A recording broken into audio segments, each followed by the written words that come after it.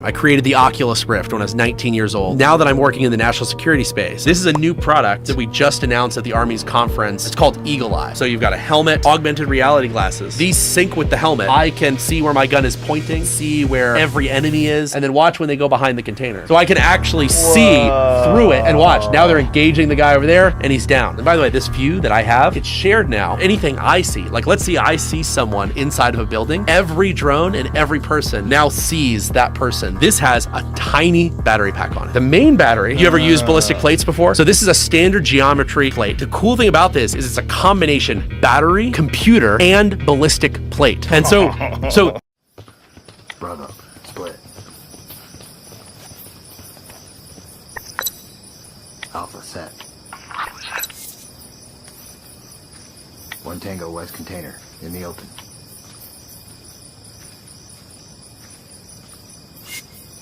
Bravo, move out and engage.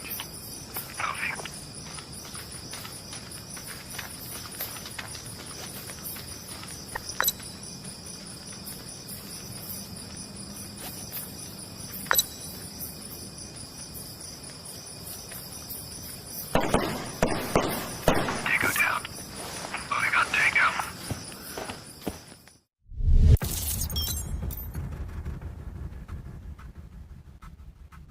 Palmer Luckey's Eagle Eye is a full-on smart helmet that lets soldiers see through walls, track enemies, and predict attacks before they happen, like superhero vision and an AI sidekick all in one. With sensors, connects to drones, and gives a full view of the battlefield in real time. Stay one step ahead without the extra gear. Is AI making war too advanced?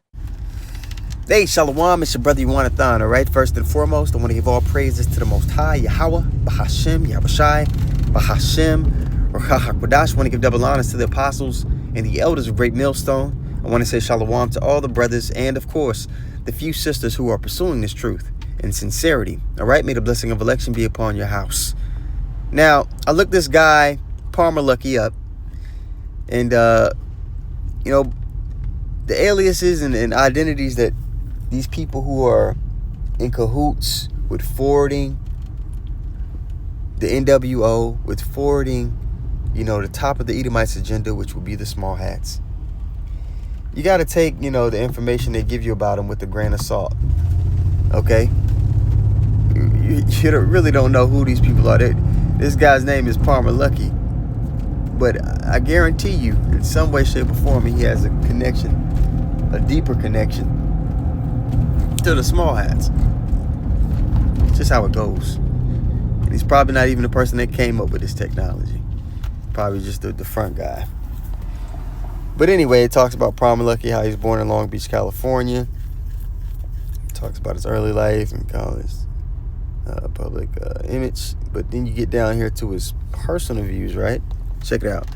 It says, in September 2016, Luckey stated he is a libertarian. Who, you know, libertarians, they more align with the right, which the left and the right is paradigm. They're both on the same side. It's a ploy to keep the people at ease. Luckey stated he is a libertarian who had supported Ron Paul and Gary Johnson in past elections. Since then, he has become a prominent fundraiser for the Republican Party and Donald Trump. Now check this out. In 2024 interview, Luckey described himself as a radical Zionist. There it is. There it is. Let's look up what a radical Zionist is, right? A radical Zionist refers to an ultra-nationalist or extremist fact. So he's not about America. He's about Israel. Within the broader Zionist movement, often associated with ideologies like Kahanism and Neo-Zionism. These groups advocate for the permanent Israeli control and Jewish settlement of all historic Palestine. Okay? So he down with the genocide over there. And I wouldn't be surprised if they're using this technology I'm talking about in these clips that I showed you. All right? Over there in Gaza. And they're going to use it here, too. They're going to use it on Jake. They already got the drones that they can just send in a drone with facial recognition and blow your ass up.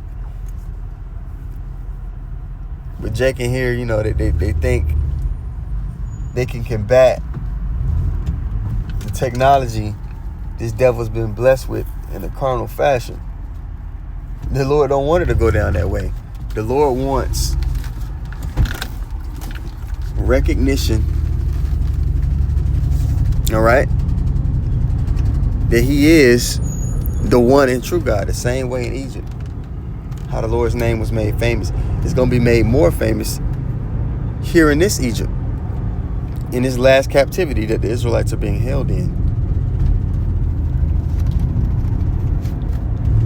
So there's not going to be any carnal, glory to have on this side. Anybody? No.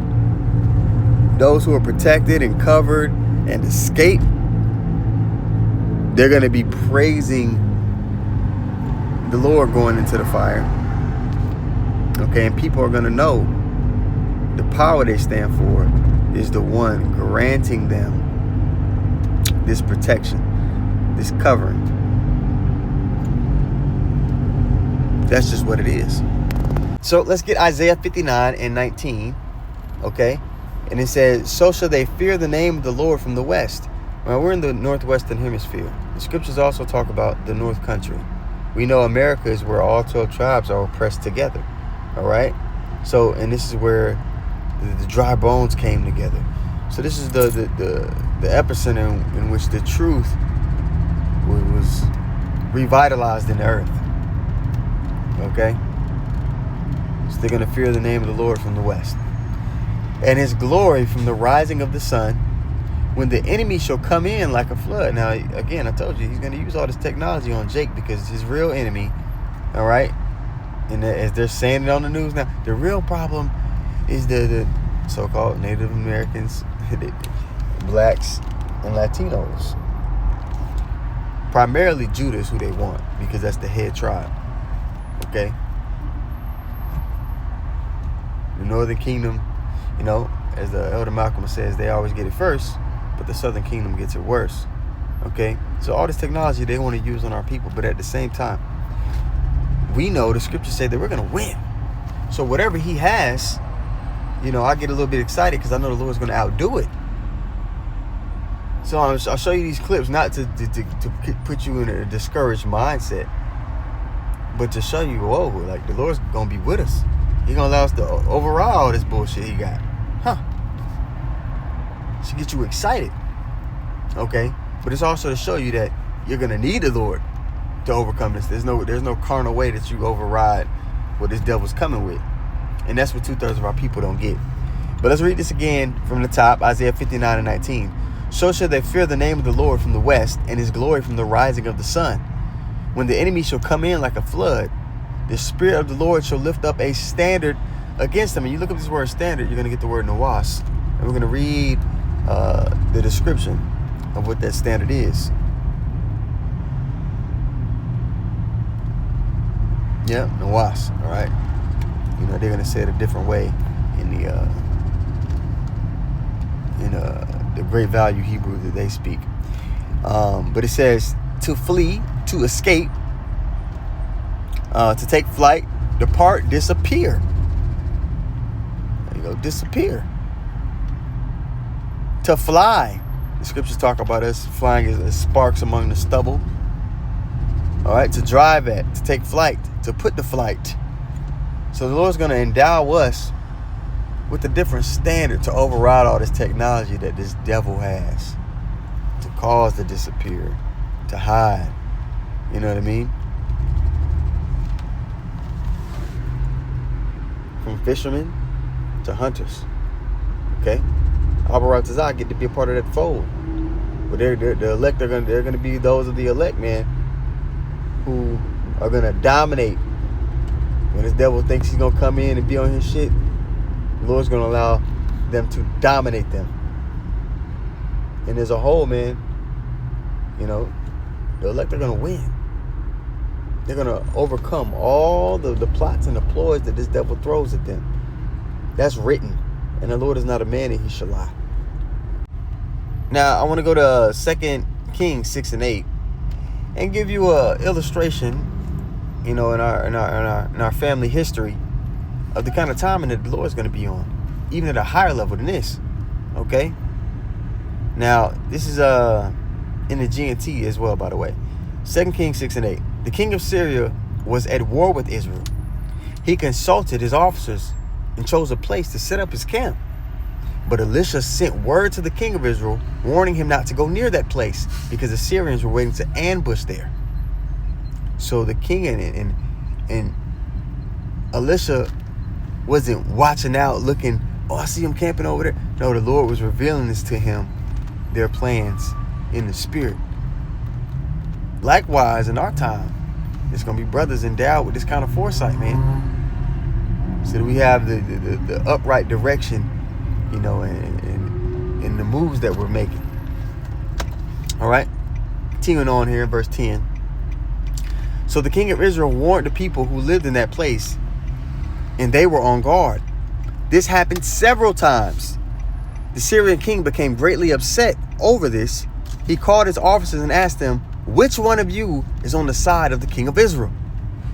One of them answered, no one is, your majesty. The prophet Elisha tells the king of Israel what you say, even in the privacy of your own room. Find out where he is, the king ordered, and I will capture him. When he was told that Elisha was in Dothan, he sent a large force there with horses and chariots. They reached the town at night and surrounded it. No carnal escape out of this situation, right? Early the next morning, Elisha's servant got up, went out of the house, and saw the Syrian troops with their horses and chariots surrounding the town. He went and isn't, you know, ICE and Trump, they're trying to demonize our people as the problem. It's justification to come down on us. And then that's really just justification in the long run to really get at the prophets, to really get at the believers, those that fear Yahweh B'Shem Yahushai. Okay?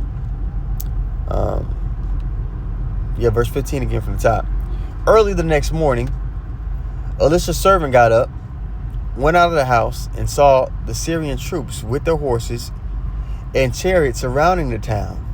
He went back to Elisha and exclaimed, we are doomed, sir. What shall we do?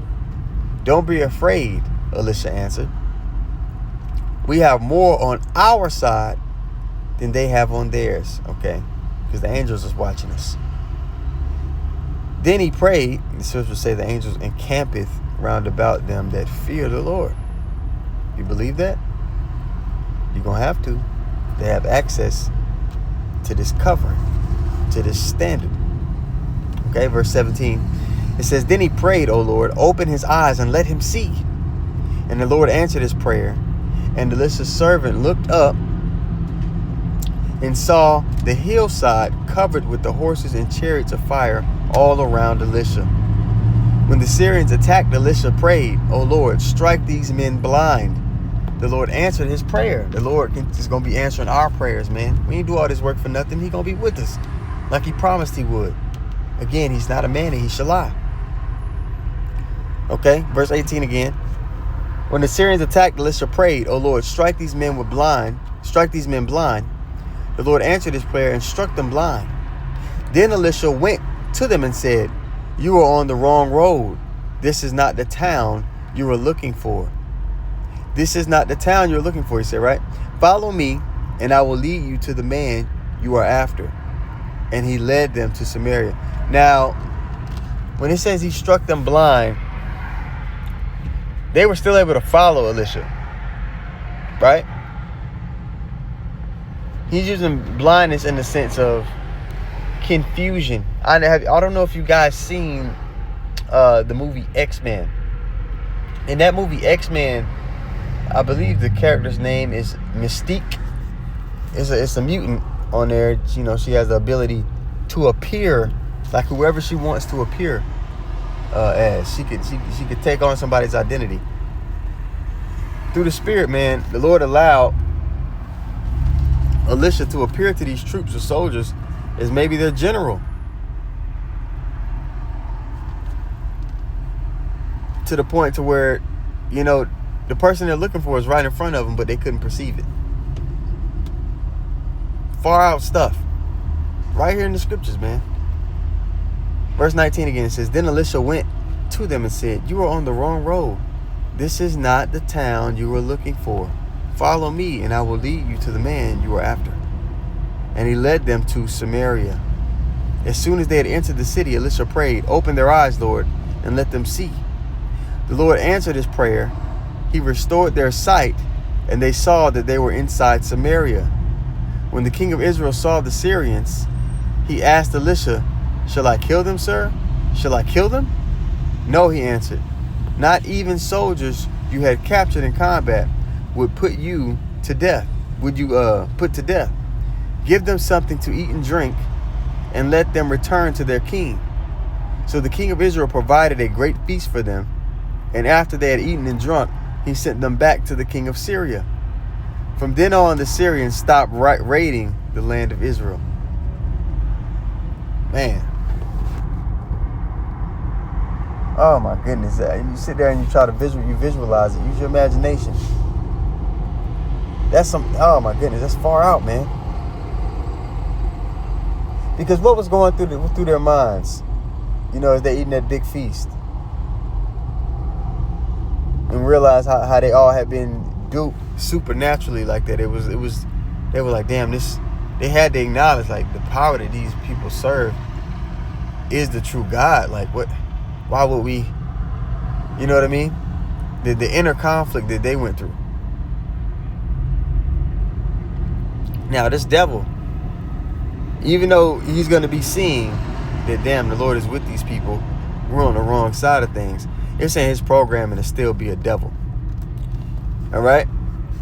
That's why the scriptures in Esdras, they're going to be so afraid when the Lord returns, but the Lord's going to still put the spirit on them to fight. They say, yet durst fight, right? But on the inside, they're going to be like, fuck. What can we do against these people? They're all hyped up. They got all this technology. They think they got it. They think they're going to, establish, white supremacy 2.0. And they're going to come to find out, man, they don't have a shot at it at all. So they're just going to be out there crashing out. And it's beautiful to read these things because we know, like, damn, bro, we actually can't lose. If we put our trust in the Lord, there's no way that we actually lose. That's a beautiful comfort to have. A comfort that 2/3 of our people aren't going to experience in the slightest. You see, because like it says in 2nd Ezra 7, the righteous and the wicked, we're both going to suffer straight things. A pathway of difficulty, right? But we have an understanding of the end of the matter. They don't. So they're not even going to have the gas in the tank to fight back, to stand stiffly for the things of Yahweh Shem Yahushai. So they're going to lose in all kinds of ways. But we're going to win in all kinds of ways. You understand? Stage is set, man. Everything's moving. So be in the spirit, man. Pray. Keep your medicine strong, as the Apostle Paul likes to say. And Abarat Taza's lesson was edifying. I want to give all praises once more to Yahweh, Bahashem, Yahushai, Bahashem, Rakah HaKodash. I want to give double honors to the apostles and the elders of Great Millstone. I want to say shalom to all the brothers and, of course, the few sisters who are pursuing this truth in sincerity. May the blessing of election be upon your house. Shalom.